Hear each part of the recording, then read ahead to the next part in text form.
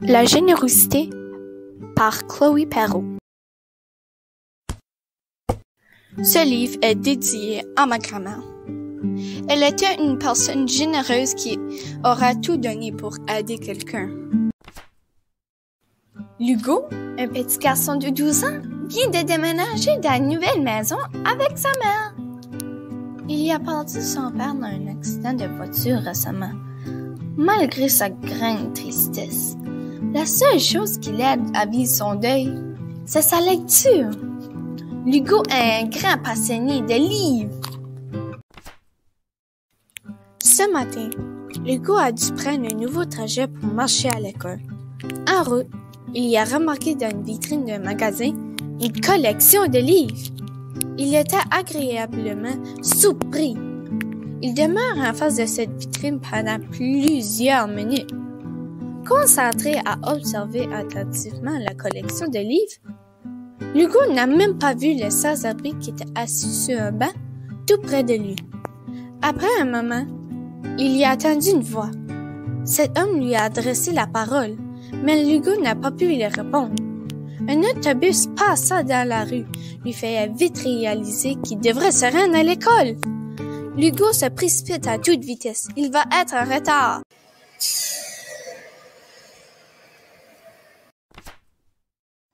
Le lendemain matin, Hugo avait très hâte de se rendre à l'école. Non, pas pour retrouver ses amis, ou ni pour jouer dans le parc. Il avait plutôt hâte de passer en face de la vitrine où se retrouvait la collection de livres. Une fois arrivé, Hugo resta figé encore pendant un long moment. Il pouvait déjà s'imaginer en train de lire ses livres. Après quelques minutes, un son lui fait sortir de sa rêverie. Tic-clic, tic-clic. C'était le sans-abri avec sa tasse assis sur un banc. Il semblait l'étendre aux gens passants dans la rue. Comme Hugo n'avait pas de sous, il s'est limité à lui dire bonjour et se dirigeait vers l'école. Depuis plusieurs jours, Hugo fait le même trajet. Par contre, ce matin, le sans-abri lui pose quelques questions. « Tu es nouveau dans ce coin? » demande le sans-abri. « Oui, ça fait quelques semaines seulement, » répondit Hugo. Hugo était un peu méfiant, mais cet homme semblait vraiment gentil. « Je vois qu'il y a une collection de livres qui t'intéresse. Tu aimes l'astronomie? » demande le sans-abri. « Oui, c'est un de mes sujets préférés et j'adore lire. J'aimerais vraiment acheter cette collection de livres, mais c'est trop dispendieux. Je ne veux pas demander à ma mère de me l'acheter car elle doit payer déjà beaucoup de choses, » dit Hugo. « Oh, j'ai une idée. J'ai vu une affiche sur le coin de la rue, cherchant quelqu'un pour tourner le gazon. Peut-être que tu pourrais te faire quelques sous, » ajoute le sans-abri. « Oh oui, je n'avais pas pensé à ça. Bonne idée! » s'écrie Hugo. Entre-temps, le sans-abri explique où se rendre. Hugo, bien excité à l'idée, en espérant que sa mère lui donne la permission. Avant de se diriger à l'école, il se tourne vers l'homme. « Tu t'appelles comment encore? » demande Hugo. « Henri, » dit le sans-abri. « Ok, d'abord. Merci, Monsieur Henri.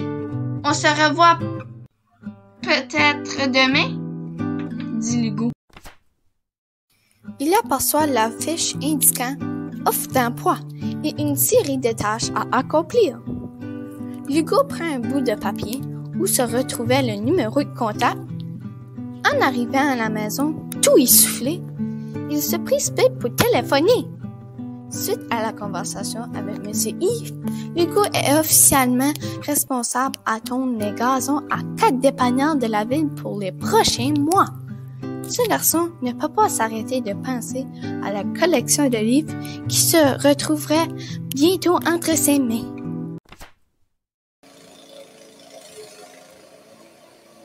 Malgré sa fatigue, Hugo persiste à tondre le gazon.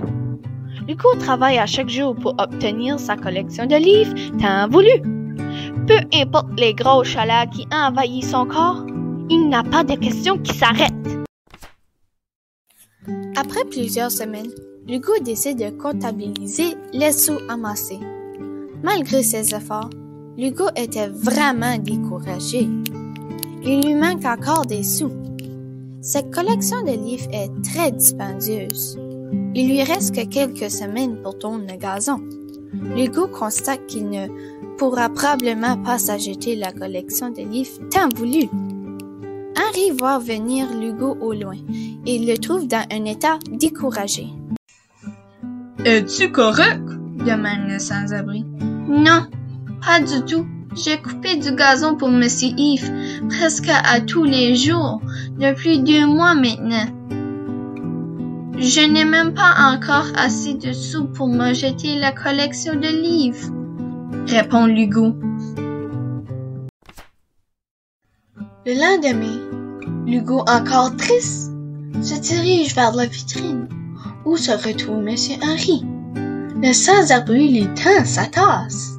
« C'est beau ton romancier. Tu étais le seul qui me parlait et me tenir compagnie. J'apprécie beaucoup ton amitié et j'aimerais t'en remercier. Voilà les sous que j'ai amassés moi aussi depuis quelque temps. Tu devrais maintenant avoir assez pour acheter la collection de livres tant voulu, » dit le sans-abri. Selon moi, la générosité me fait penser aux personnes qui ont un grand cœur et qui donnent sans rien recevoir en retour. Chloé Parot, élève de la 6e année, école élémentaire Sacré-Cœur, Grand Sault, Nouveau-Brunswick.